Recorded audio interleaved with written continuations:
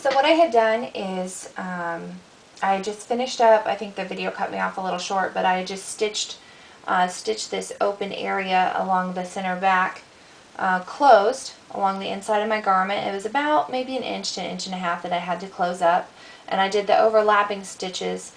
So I started my stitch line about three or four stitches from the edge and overlapped those, and then did my stitch line and then overlapped on this side as well.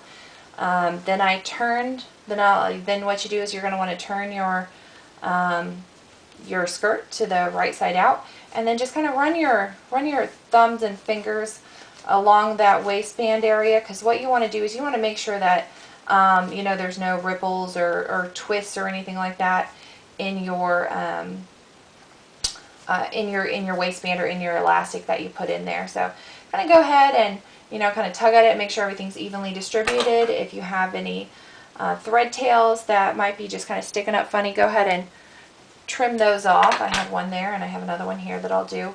But this is, you can also see, you know, where your front of your skirt is and where your back is, because you'll have a straight seam down the center line of your back, and then you'll have these more curved seams at the side here. So again, this is your skirt with a elastic waistband inserted into that.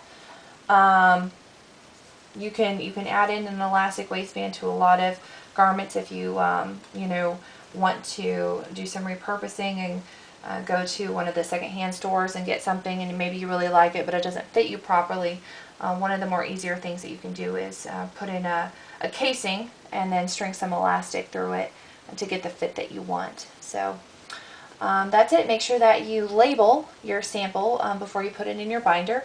What I'm going to do is I'm going to go ahead and turn up the bottom edge of this hemline just so that you're not there won't be as many frays for when you guys are handling it during class. So you don't have to do that step, but I'm going to, just so there's just not frays for when you guys are maybe turning things inside and out. And I'm going to do a final pressing, make sure that all of these seam allowances are pressed open, and then go ahead and put it in my binder.